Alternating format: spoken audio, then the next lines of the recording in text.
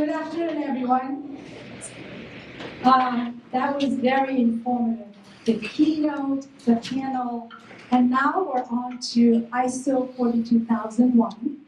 The term that's been already brought up in the last couple of sessions here, right? So we'll get into ISO 42001.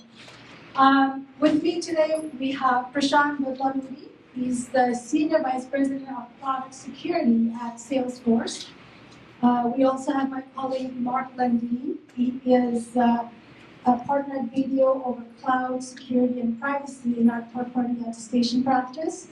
And I'm also a partner at Video, market managing partner over third-party attestation practice in the West geography.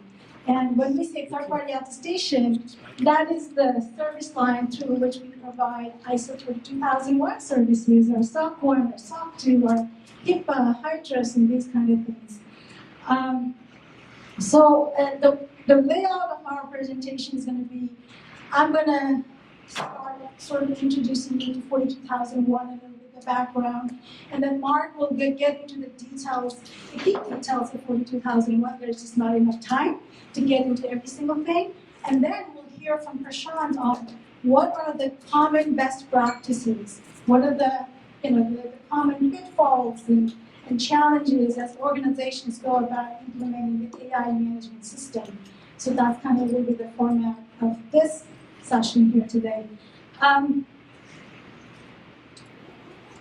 42001, as I believe Rehan mentioned, it was published in December 2023, actually December 18, 2023, just ahead of the EU AI Act, which was formally approved in March 2024.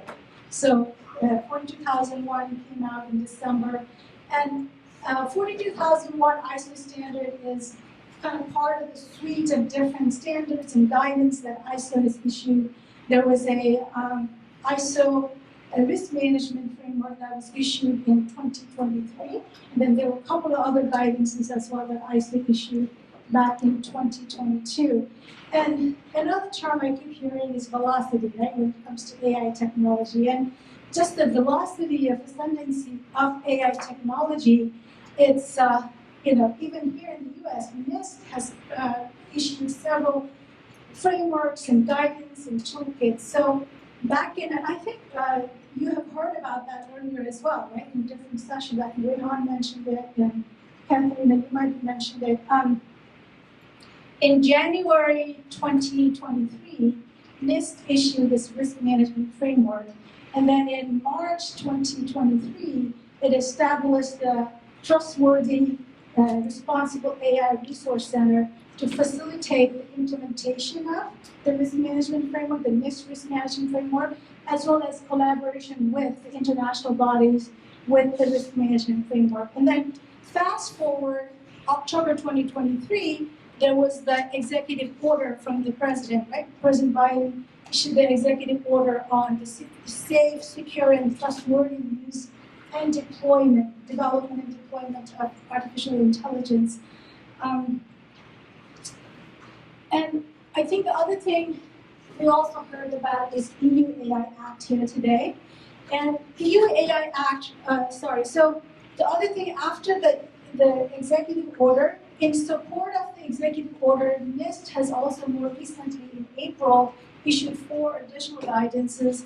The first one is actually a companion guide to its risk management framework. Second one is also a companion guide to its secure software development framework, and the rest of the 2 are new. These were issued on April 29, 24, and the comment period has ended. But they're still in draft form. They're not finalized yet, but these are to be coming up.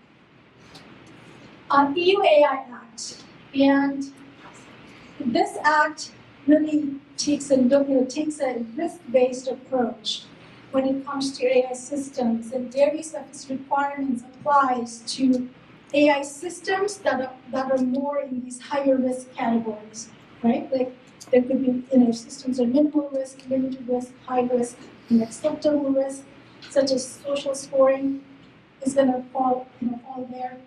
And for companies that are that are using higher risk AI systems, where 42001 comes is that would be a way that they could show their certification.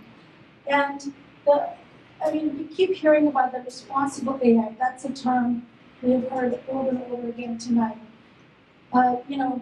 Putting aside the cost of running AI system, let's just put that discussion aside, it is hard to argue the transformative power of AI technology.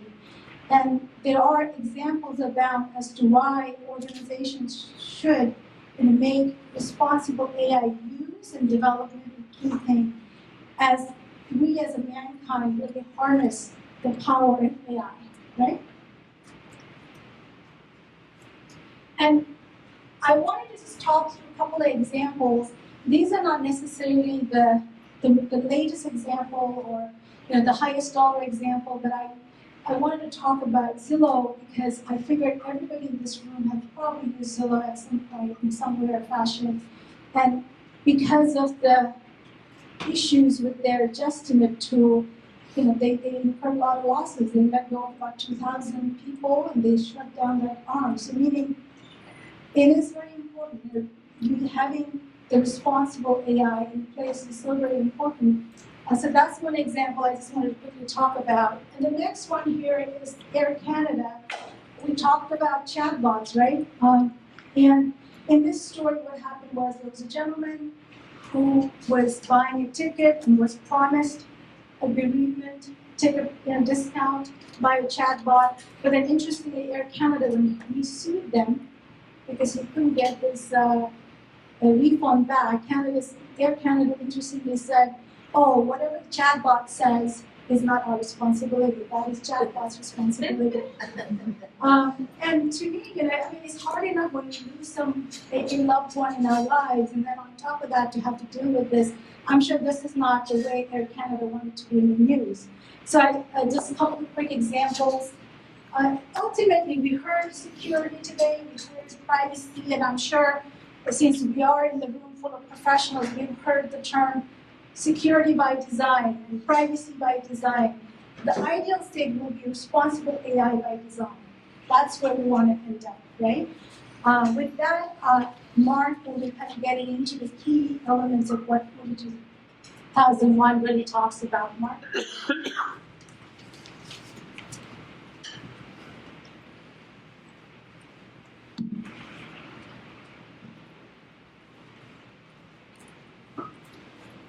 All right, so I'll give an overview of 42001, and then highlight some of the key areas that are unique to the standard and how it would apply.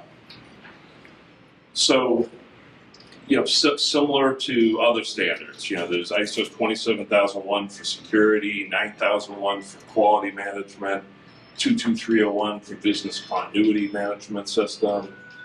27701 for privacy information management system.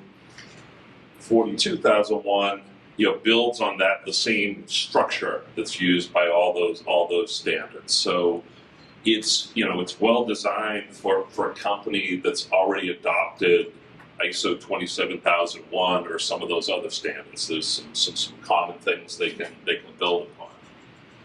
It's really designed to apply to any organization that is using AI. I would say it's most applicable to companies that are using AI at large scale. So data and AI platforms. Cloud infrastructure providers that are also providing a range of AI and model deployment capabilities. Platform providers that have a very significant AI component. And then it may also apply to enterprises that are using AI for highly sensitive applications or for processing health information or financial information or things of that nature. ISO pumps out tons and tons of standards, but there tends to be a small portion of those that really get a lot of adoption and momentum. 27001 and 9001 are the best examples of that. But I think 42001, given the regulatory environment, given all the money that's going into AI, the fact that so many cloud-based technology companies, they're under a lot of pressure to become AI companies, and there's lots of new companies popping up that's what they're focused on. So there's going to be so much activity, as touched on in the keynote and the last session. There are a lot of risks and concerns from a legal or regulatory, model management perspective. I think there's going to be a lot of regulatory interest in this. 42001 is to AI sort of what 27701 is to privacy. When GDPR came into play, and then other national and local privacy regulations came into play, that put a lot of pressure on the privacy compliance side of things and more customer due diligence. I think we're seeing the same thing is starting to happen from an AI perspective.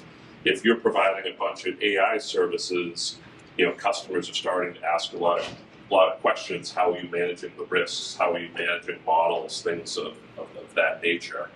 And 42001, for the the companies that are impacted the most, they're using AI the most, they're using high risk applications, they're likely going to have to comply with it. For all the other companies in between, it may be a very good reference as you start to think about how you're going to manage those risks within your company.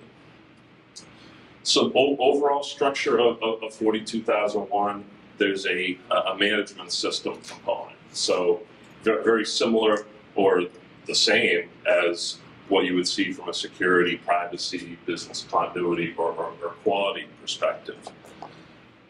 Some of the things that are a little bit interesting is sort of the leadership component and organizational structure and how you define roles and responsibilities for AI. With the largest organizations, they have oftentimes will have a team that's focused on responsible AI, and they've in some cases they've had responsible AI policies and guides that they've had published for a number of years. At the other end of the spectrum, for smaller companies or enterprises that are new to AI, it's going to be challenging to establish that structure, and you're not likely to have a team dedicated to AI governance and compliance. It's likely going to be another hat that somebody needs to wear, and that's often the privacy officer or the privacy team, since there's such a tight connection between a lot of the AI risk issues and privacy risk issues. The annex or the detailed portion of 42001 is broken down into 10 control objectives with 38 or so supporting controls, and I'll touch on some of those areas in particular. So this is sort of the layout of topics within the standard. I'm just going to jump around and start off with data for AI systems. That's really one of the most challenging areas when you're deploying AI within an organization. And the fact of the matter is a lot of companies, they're off to the races. They're pretty far down the path. They've got business plans. They've got revenue goals. They've got to get new services and capabilities out to the market. So for a lot of companies, and some of them have the resources to put a pretty strong governance process in place. So many companies have struggled to put a good privacy compliance structure in place, let alone adding the complexity of AI technologies and so forth. So, a lot of companies, they're pretty far down the road, and it's going to be a matter of starting to catch up and, leverage the good practices that they have in place, but really formalizing some of those things. So from a data for AI systems perspective, there's five requirements within the standard. It really builds off of the data governance type requirements that you would have in place from a privacy perspective, and covering a lot of the things that the panel touched on. So that's that's a challenging area, and it takes it to another level. Take data provenance, for example, where you're tracing the history of the data that you're using. You've got all the data that you're using to train models, as they touched on in the panel. You've got the output.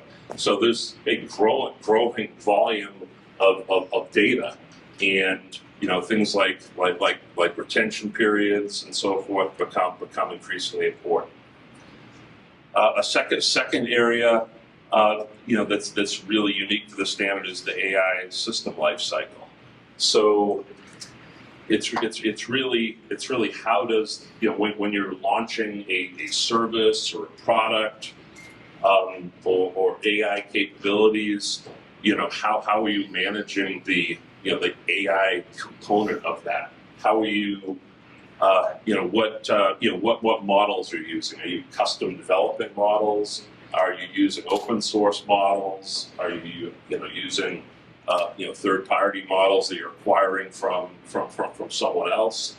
And how do you manage the changes to those models? Through a pipeline approach, like you would for a cloud application. As we touched on in the keynote, there's all sorts of security risks, and the tools are really developing in that front.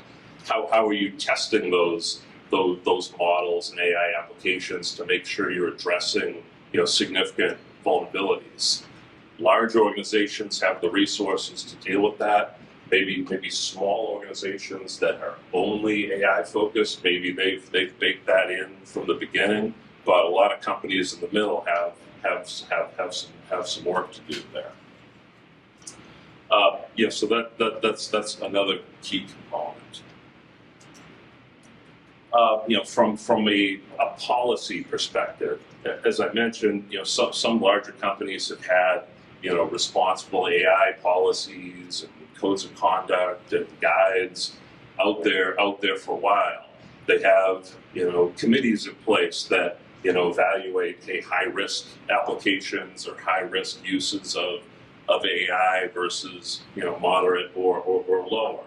They've got executive support, and these AI groups or committees reporting into executives, whether it's at the C level or an engineering level.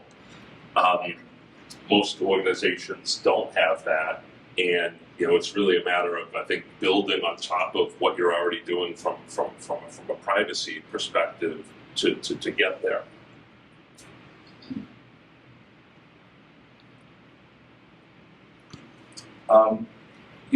In terms of deploying AI capabilities, you have different scenarios. So you have a number of organizations that may be using a data and AI platform, and that they're using that to manage the data, to provide accountability, to provide logging, to restrict access to different elements of it.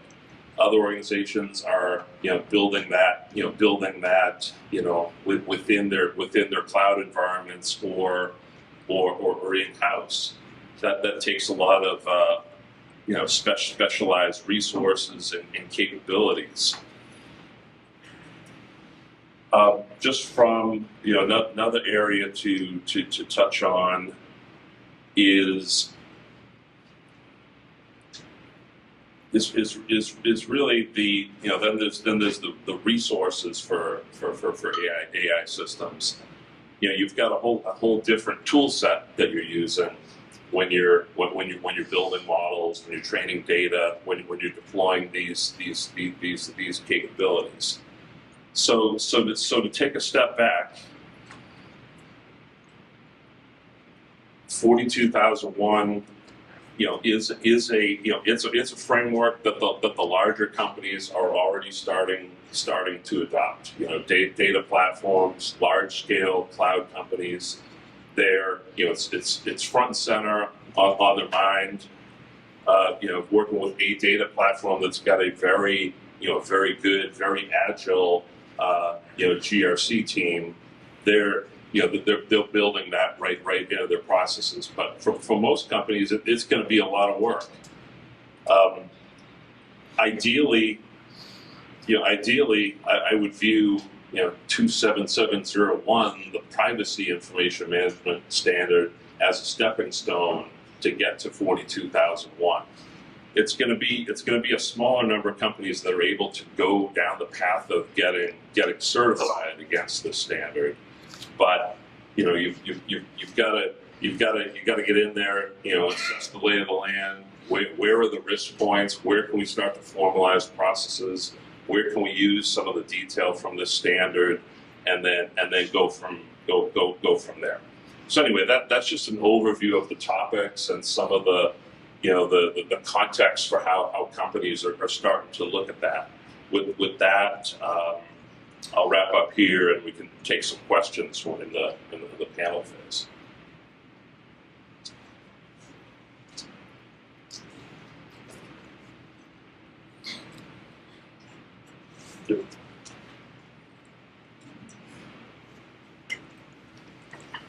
Thank you, Mark. So now that we have kind of gone over, what are some of the key elements of 42001, let's hear about some best practices. So this is for Prashant. Prashant, what are some of the best practices that companies should think about in their AI journey, from AI governance perspective, starting even from the board level? If you could share your thoughts on that. Sure. Before I answer, I'm going to set up some baseline as well. I know you're all excited to learn about 42001. I'm not an expert in 42001. These guys are. I know a bit about security and compliance, so I'm going to share my perspective on that. What you spent, 2 decades in that? Yeah. Go ahead. So from a board perspective, what board wants, or what the key stakeholders want to know in terms of AI and the security practices, be it security or be it anything else. But when you talk about AI initiatives in a company to board, the top of mind for board is to understand what's the strategic objective of using AI in the product that they sell as a company. Over the last few years, AI has been a buzzword. Today it's not, I do agree, it's not a buzzword anymore, but generative AI, not predictive AI. Predictive AI, in my opinion, used to exist for a long time. Generative AI is what has picked up. However, as an organization starts using AI into its own capabilities or integrating into its capabilities, board is very interested to know that what are the success metrics. You can keep injecting AI, keep tweaking your technology for years and years and years without knowing what exactly is the success metric out of it. So from a board perspective, I've seen that they've been very interested to know that you as an engineering leader are asking me to integrate AI into the practice, into the technology practice, be it internal use, be it external use. But they're also very interested to see what is the metrics, what is the success objective over the next 1 year, next 2 years, next 3 years. How can they rate quarter after quarter that if we are on the right success track or not? Externally, if AI is being injected into the product, of course, revenue is a key metrics for them, brand reputation, competitive differentiator is a big intention for them. In the last few sessions, we spoke about, there are a lot of topics discussed around if AI is not utilized properly, the proliferation of data is a risk that exists. It could be an external risk, but it was spoken more in context of internal risk, right? What data is being used to train the LLM models, and how is that data generating, and then are you putting the right ACLs in place for the data to be used or not? I was thinking of how to give an analogy to this particular risk, which is of extreme interest to board and especially to street stakeholders, especially from a revenue and stock price perspective. In the computer programming world, there is a phrase called as garbage in, garbage out. How many of you are familiar with that? This phrase was coined in 1960s. How do I know? Because I just read up on that. Okay? 1960s by an IBM programmer. Okay? That also I read up. I forgot the name of the person. But think of it, like 65 years after that phrase was coined, it still holds value. That's the power of that phrase, right? No matter what goes in the data, the quality of the data, I'm almost going to flip the switch here. It's like crown jewels in, crown jewels out now, not garbage in, garbage out. But no matter the quality of the data, the accuracy of the data that is being fed in to train the LLM models is extremely critical. And nowadays boards have evolved. That's a topic for a different discussion, but boards have evolved to have a cybersecurity and a cyber risk committees. They're smart enough to ask this question: how are you training these models? What data is being used, and what risk is the leakage of this data? Are we moving forward with? And then also how the use of AI is going to be used.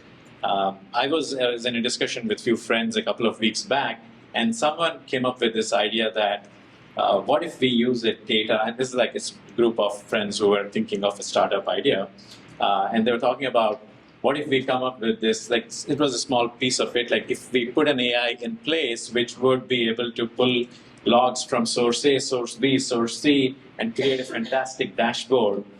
Can AI do it? Yes, AI can absolutely do it. So can a well-written macro in Excel. Okay? That's not the right use of AI.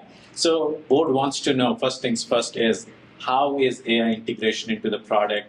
What are the success metrics for it 1 year from now, 2 years from now, 3 years from now? Second is what sort of data is being fed in? And third is what are the specific use cases? Of course, the risks around, everyone has spoken about it. Bias risk is a big risk that is being looked at.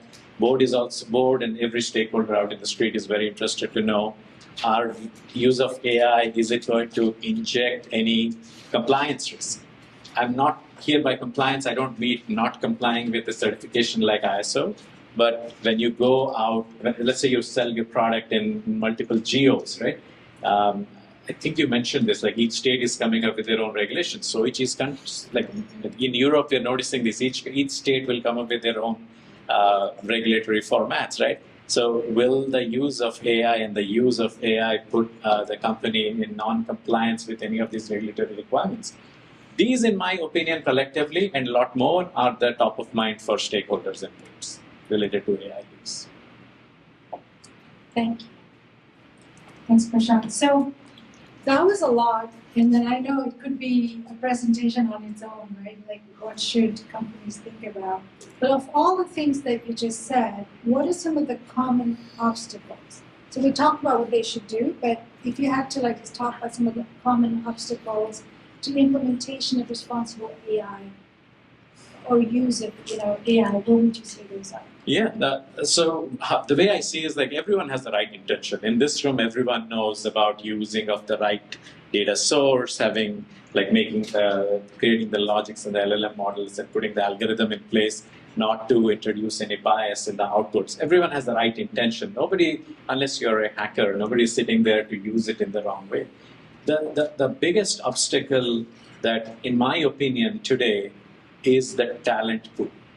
So right now, a lot of the companies who are interested in investing in AI, there's a lack of really good talent pool coming out of our education system in general, right? 20 years ago, when cybersecurity was the hot topic, none of the education systems in US or globally had a specialization in cybersecurity as a program. today, cybersecurity, forget about universities. It's an optional curriculum in high schools and even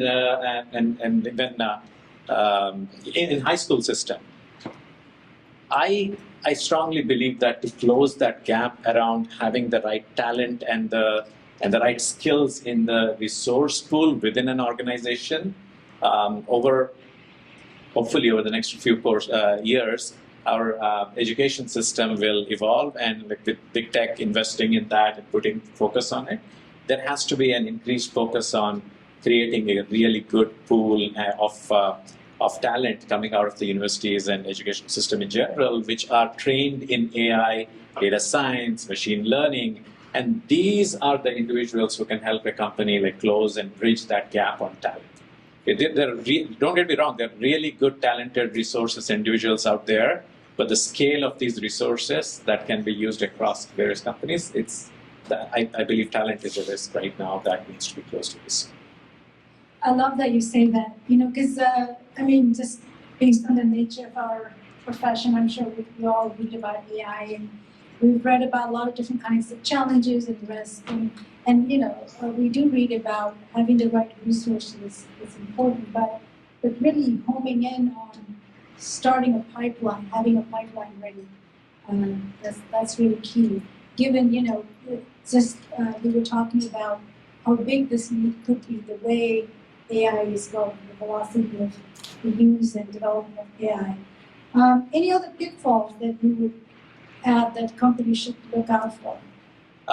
Using AI in the right place, like having data. I think we all spoke about all of the speakers, and there are a lot of good questions on that front. Using the right data to train the LLM models in the right direction, and of course the security. The gentleman who spoke about security, AI, spoke about having the right security controls in place. Cybersecurity risk always exists. As a security professional, I can tell you that use of AI is becoming an increased threat vector for bad actors. AI is such a new technology in general. How it can be used and the proliferation of the tentacles the LLM will have into the data pools. Think of it, it's like a honeypot. Like it's not from a red teaming sense, but it is actually it's the crown jewels for bad actors to look in. So protecting that, having the right security controls in place, not only for inadvertent leakage of data internally, but also protecting from bad actors getting access to those models, that is going to be extremely critical. Thank you for that. In the interest of time, last question from me. And I'm going to keep this last question kind of more fun and serious. So one question that comes up a lot in conversations related to generative AI is job displacement. As a CPA myself, I know that ChatGPT has passed the CPA exam. So what are your thoughts on this, about the job displacement? ChatGPT has passed CPA exam. I didn't know about that. So ChatGPT is smart, right? On second try, not the first second try. Okay. I don't know how many tries it would have taken me, so I'm sure smarter than me for sure. So job displacement, so AI is the new trend, like it is the new way the world is evolving. Usage of technology, usage of customer experience in general is adopting AI in a big way. We all talk about automated chat agents, like user experience is a key element, like providing what used to take multiple hops to provide a service to customer. Usage of AI is allowing companies to provide that in a single shot. That's a really good experience from a customer standpoint. So I would say that if, as an individual, if someone is aloof of what AI is doing, then it is a job risk for them. So, but if they are in tune with how AI is evolving in their space and coming up to speed with the new trends, the educational material that exists out there, it's almost, I'll give an analogy here, right? When mobile phones came out, everyone, I don't know, people who were operating the phone booths or who would be sitting and manning I don't even know if everyone knows this. There used to be some landlines. Yes, Landlines, they were all where my job is going to go away. It did go away. We don't have landlines anymore. But because the mobile technology itself, the industry, the telecom industry evolved, it created new jobs. Okay? So AI will do that. AI will have a big paradigm, create a paradigm shift in terms of the job market, in terms of the new skills being required in that job market, staying aware of what AI is, how you can contribute, how your field, respective field is evolving, and be a part of it. That's the right thing to do. There will be a shift for sure, but it's not going to be. I'm not trying to be philosophical here, but I think the days when we will all be replaced by robots in an Elon Musk way, I think we're a little bit far away from that so far. All right, thank you, Prashant. I know we're sort of in low on time. We'll open it up for any questions, and then it's a wrap after that for the day. So any questions? Yeah, there's one. Who was first? Okay, I have a question for Mark and Binita on the ISO 42001. Is there market adoption? Is this something that you see other companies actively doing assessments, planning for, or are you far off from looking for certifications in this space? I think it's pretty new. It's a small percentage are actively working towards it, and it's going to be wait and see how much regulatory pressure there is, how much enforcement there is, to what extent large enterprise customers and business partners start wanting to initiate their own audits of a company's AI governance. So it's sort of wait and see, but it feels like the momentum is building with all the waves of regulations that are coming. As soon as there are more incidents and everything, that will feed more demand. So I think it's just a matter of time, and there will be more adoption, more questions based on the standard, and more need to go down that path. Follow-up. Sure. Is there any difference in adoption from let's say the US versus EU, just because there is a new AI Act and there's a little bit more stringent regulations in Europe in this space? I'd say it's about equal. It's sort of more of the larger established companies that are trying to bake that into their overall compliance program. But then we see in pockets smaller companies trying to be aggressive in doing it because they've got a much simpler structure and way of doing things. A couple of things I wanted to add to what Mark already mentioned is, first, if you're thinking about 42001 for your company, you probably first want to start with where does your systems fall in that risk matrix, right? Are they in the higher risk matrix? Is it minimal? What have you? Because then you'll have a clearer picture of what kind of regulations may be a requirement. You may do it for internal purposes, but from an external facing purpose, I think that would be a good one. And then the other thing is, to Mark's point, with this EU AI Act, or we were talking about all these different states, especially for large organizations that have a global footprint, you're going to come under the EU Act as well if you are, if you have footprint in those spaces as well, right? So in this country. So it's just like with GDPR. GDPR is an EU Act, but I would say it's hard to find companies in Silicon Valley, who hasn't have to respond to that in some way. Welcome.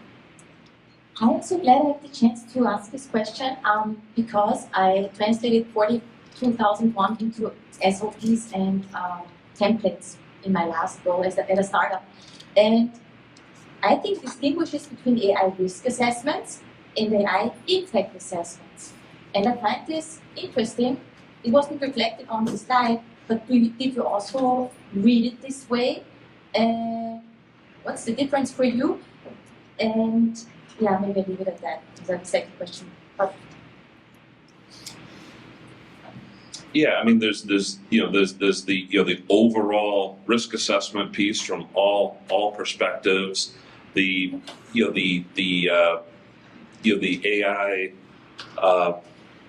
The impact assessment is really focusing on, similar to a privacy impact assessment. How are you using AI? What types of data are you using? Are you using personal health information? Are you using personal financial information? Are you doing, automated decision making? Things that are higher risk. And then there's also, what's the impact on the individual, on groups of people, on society? That varies widely depending on what service you're providing and how you're using AI. But there is definitely that distinct assessment component. that's different from 27001. I found this to be one of the key differences. Yeah. So I mean, the more the depending on each standard you're involved, there's another incremental assessment that you'll have to do, whether it's the privacy impact assessment or business impact assessment for business continuity, et cetera. Thank you. Sure. And maybe the only thing I'll add there is, I think Mark mentioned this earlier, well, I'm sure all of us have kind of heard about 27001, 27701. If you think about it, those standards are technology agnostic. We don't think about, does it apply? But 42001 specifically takes into considerations related to AI technology. And that's kind of where the AI system impact assessment comes into play, because as Mark was saying, how does it impact people, the group of people? So, I want to make a comment. We've been talking about generative AI, but really, large language models have this hallucination problem. So, regardless of the use case, what is the use case? What precision do we need? Do we need 100% precision, or do we need 60%? So, in certain use cases, like for example, robotics, you want to be able to use the language model. You need probably 90%, 90 to 100% precision. But also, when we talk about language models, it's only part of the AI. For example, OpenAI and all these other companies are trying to achieve artificial general intelligence, which is kind of the next level, is completely more capable and is going to be able to run, let's say, a company for a month, versus a language model who can perform a task for certain distinct tasks. And you have different agents perform different tasks. But we need to be also aware that this AGI is going to, etc. Prashant, you want to comment on that?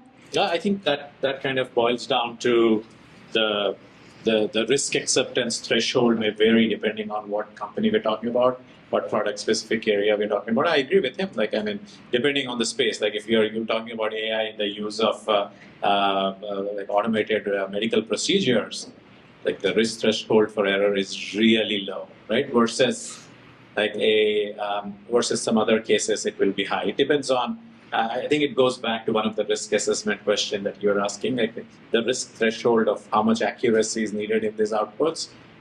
You're never going to get 100% accuracy. But what is acceptable that needs to be defined depending on what market, what product portfolio you have that you're serving and utilizing AI in. What's objective for using that and this tolerance for that.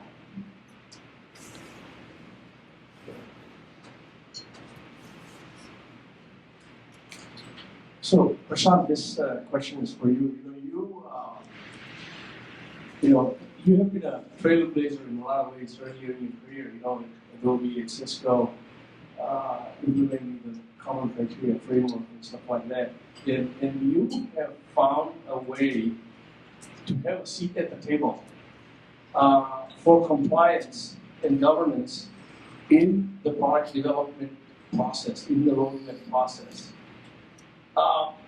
Talk a little bit about how important that is now with AI, the generative AI, and the technology shifting, that folks on the compliance side, on the governance side, why they should have a seat at the table, and how do they get there? Because I think a lot of times it's an afterthought, it's kind of after the fact.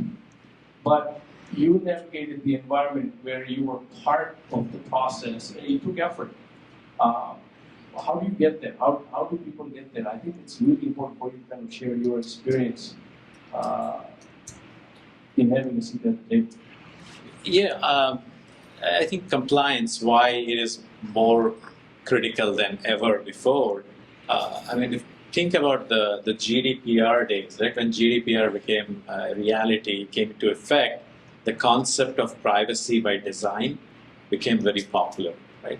Privacy by design, in a sense, meant shift privacy left into the engineering processes when the day-to-day operations happen, when the day-to-day releases happen into your CI/CD pipelines. That was privacy by design. During that time, I would say a little bit ahead of that time, shifting security left was also catching up a lot because a lot of engineering organizations started seeing security as a reactive measure. Let's release our features today. We'll figure out what the problem is and we'll fix it tomorrow. Sometimes it's risky. You don't want to do that. People have learned. Open up Wall Street Journal in the last 7 days, whichever paper you want to open up. Read something about AT&T, right? Something wrong happened there. Anyone could be a victim because of what happened. So shifting security left also picked up a lot of pace, momentum, a lot of thought leadership was put in there. So was on privacy, shifting privacy left, or privacy by design. What did not catch momentum ever, and it's slowly, the group here are the evangelists who can help, is shifting compliance left. It's compliance by design. And why is it important today? The reason is more and more of regulatory bodies across the globe and enterprise customers too are looking for service providers, technology service providers, to provide an attestation, to provide an demonstration of the commitment to the security, availability, privacy of their data, of the service that they are paying for. And the only way to do is by compliance certifications and regulations. I can almost bet that, let me ask this question, anyone in this room works for a company which doesn't have a customer response process where you never ask for a customer to show your SOC 2s or GDPR compliance or pen test reports or something? Quick raise of hands, anyone here? Yeah. So everyone feels that pain. The reason is because of these regulations, compliance has become a sales driver. So I've seen this so many times where a company existed, really good product, has been in utilization for a long time, a new regulation comes up, be it in this case 42001 of ISO, and the competitor, maybe more nimble, has that certification. Products may be at par, features may be at par, but that certification becomes a competitive differentiator. So I think right now is the time when compliance needs to be shifted left along with privacy and security. And baking compliance into engineering is extremely critical. The way it can be done, I'm going to end this really soon, the way it can be done is shifting our mindset, the professionals in our universe. The mindset needs to be shifted from, in the past it used to be an IT GRC mindset where people would come in and audit general controls and go away. But I think that's not going to play anymore. You have to now understand engineering. Okay? I am a big proponent of moving away from the terms of compliance analysts and looking at compliance engineers. This is a pool of professionals, compliance professionals who know engineering very well, engineering practices. Sit with the engineering teams. Don't do it for them, but do it with them, where you can bake in compliance practices with them. This is a sales enabler, period. There's no doubt to it. I'm here to, I'm happy to hear if anyone has other thoughts that if it is not. All right. Well, thank you. That was some really great questions. Thank you, everyone.